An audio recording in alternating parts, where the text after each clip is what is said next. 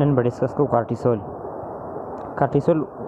په هایپوتلمس کې موږ سره نیوکلیس دی، هغې ته پیراوینټریکولر نیوکلیس چې په دې کې موږ سره یو فیکټر جوړېږي، هغې ته وایي سی آر ایچ مطلب کارټیکوټرافین ریلیزینګ هارمون. کارټیکوټرافین ریلیزینګ هارمون چې دی دا په هایپوتلمیک هایپوفیزل پورټل سیسټم منطقې راشي موږ سره کارټیکوټراف ته کارټیکوټراف سټیمولیټ کړي، کارټیکوټراف ولګي ACTH ریلیز کړي، اډرینو کارټیکوټرافیک هارمون. دا هارمون راشي په زون اف فیسیکولیټا منطقې کې ټوکي. دا بلیک کلر کې ما شو کړل د زون اف فیسیکولیټا د ټوله بلیک کلر چې ما شو کړل د زون اف فیسیکولیټا ده، په دې باندې یک ټوکي دا زون اف فیسیکولیټا موږ دلته کې زوم کړه. ها ACTH راغی په زون اف فیسیکولیټا باندې یک ټوکو جی پروټین کپل ریسپټر اکټیویټ کی، هغه لګي اډینایل سایکلیز اکټیویټ کی، هغه اډینایل سایکلیز ولګي ATP CAMP ته کنورټ کی، CAMP ولګي پروټین کاینیز اکټیویټ کی. مخکې چې موږ څه هارمون ووي که نه نو پکې PK ولګي ټرانسکرپشن به زیات کو، خو دا چونکې موږ سره ټرانسکرپشن ټرانسلیشن پروټین سنتیسس خو هغه هارمون به موږ سره پروټین ان نه شروع. دا اوس موږ سره کولیسټرول نه دا هارمون جوړلی، نو PK په دې کې څه رول کوي؟ هغې نه مخکې موږ د کولیسټرول ډسکس کوو چې کارټیسول جوړېږي څنګه. کولیسټرول کنورټ شي پریګنډین ته، پریګنډین چې دی دا پروجستران ته کنورټ شي، پروجستران چې دی دا 17 هایډروکسي پروجستران ته کنورټ شي، 17 هایډروکسي پروجستران چې دی دا 11 ډي اکسي کارټیسول ته کنورټ شي، 11 ډي اکسي کارټیسول بیا کنورټ شي کارټیسول ته. نو هر سټپ چې بدی کې یو انزایم استعمالېږي داسې پکته، او موسټ امپارټنټ ون چې پکې دی هغه د 17 هایډروکسي پروجستران نه چې موږ سره کله جوړېږي 11 ډي اکسي کارټیسول، په دې کې موږ سره انزایم استعمالېږي، هغې ته وایي 21 هایډروکسیلیز. دا په ټولو کې هم انزایم دی. نو PK څه کار کوي؟ دا هر سټپ انزایم چې دی دا سټیمولیټ کوي، ټوټل انزایم دا سټیمولیټ کوي. صحیح ده. نو دا دې طریقې سره دا پکې د PK رول شو. اوس کارټیسول چې دی دا موږ سره لیپډ ان نیچر دی، نو دا موږ سره بلډ ته لاړ شي دا په بلډ کې ډیزالو کېږي نه، دې لپاره کیریر پروټین پکار دی. نو 75% کارټیسول چې دی دا لاړ شي CBG کیریر پروټین ته. CBG مطلب دی کارټیکوسټیراید بانډینګ ګلوبولین، دې ته موږ ټرانسکورټین هم وایو. یو دا موږ سره کیریر پروټین شو، دویم کیریر پروټین موږ سره البیومن دی د کارټیسول لپاره. 25% کارټیسول موږ سره البیومن ته بایند شي.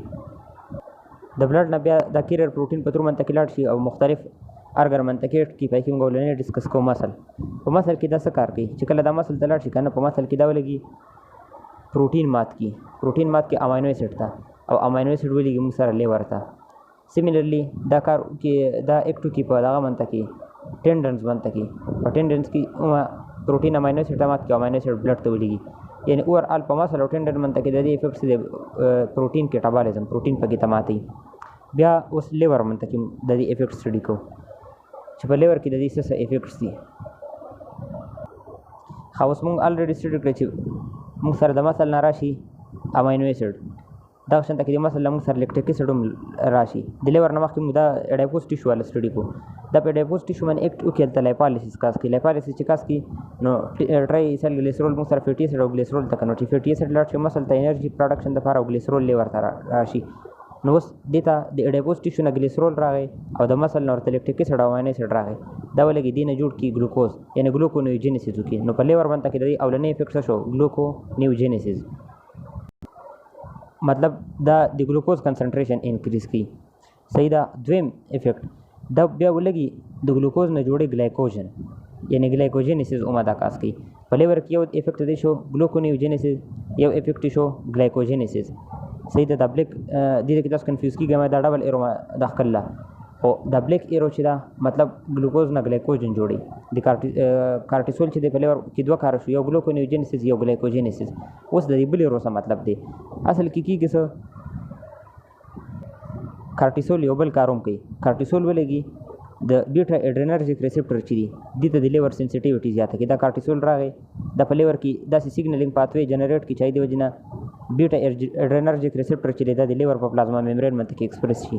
چې بیټا اډرینرجیک ریسپټر منطقې څه شی ایکټ کوي سره نارپینیفرین، چې نارپینیفرین په دې منطقې ایکټ وکړي نو دا څه وکړي؟ د نارپینیفرین په لیور کې څه وکړي؟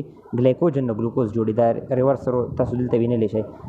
نو مطلب موږ داسې ویلی شو که نه چې د کارټیسول په لیور کې 3 افیکټ دي. یو دوه مو سره ډایرکټ افیکټ دی. ډایرکټ افیکټ څه دی؟ ګلوکونیوجینیسیس او ګلایکوجینیسیس. یو انډایرکټ افیکټ دی. انډایرکټ افیکټ څه دی؟ ग्लाइकोजिनोलाइसिस یعنی ګلایکوجن ماته ګلوکوز ته نو دا درې افیکټ شو یاد ساتئ او دا انډایرکټ افیکټ د څه د وجې نه د ایکسپریشن اف بیټا اډرینرجیک ریسپټر چې وایي منطقې نارفینفرین کار وکړي ګلایکوجن او ګلوکوز جوړ کړي.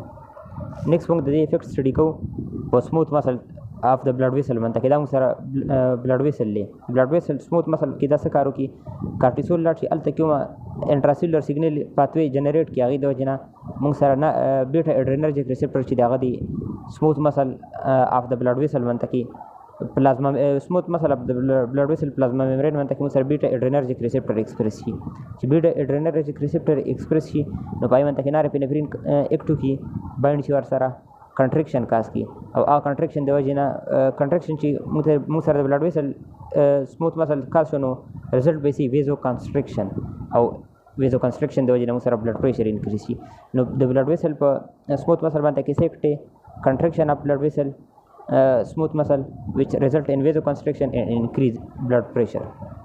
ها د دې نیکسټ افیکټ موږ سره دی دا موږ سره په ایمیون سیل باندې کې اکټو کی او الته کې د هیسټامین پروسټاګلینډین لیکوټراین او انټرلیوکین د دې سیکریشن چې دا موږ سره کم کی مطلب د دې ریلیز موږ سره کم کی د ایمیون سیل نه د هیسټامین پروسټاګلینډین لیکوټراین او انټرلیوکین.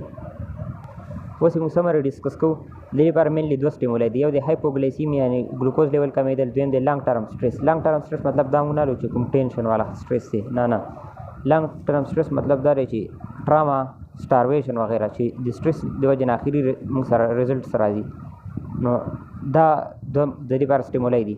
اوس هایپوګلیسیمیا دا څه ریسپانس ورکوي دا ولګي ګلایکوجینولاایسس زیات کړي یعنی ګلایکوجن ګلوکوز ته کنورټ کړي چې ګلوکوز جوړ شو بس هایپوګلیسیمیا ختمه شوه خو دا یاد ساتئ دا موږ الریډي ډسکس کړو دا د انډایرکټ افیکټ دی. ولې انډایرکټ افیکټ دی ځکه چې دا په دې کې سنسټیویټي انکریز کړي بیټا اډرینرجیک ریسپټر ته نو هغې منطقې نارفینفرین ولګي او هغه ولګي ګلایکوجینولاایسس وکړي.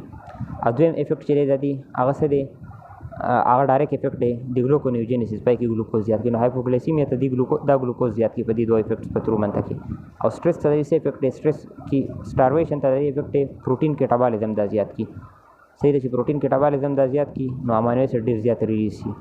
او دویم ټراما ته څه ریسپانس دی انکریز بلډ پریشر by acting on smooth muscle of blood vessels.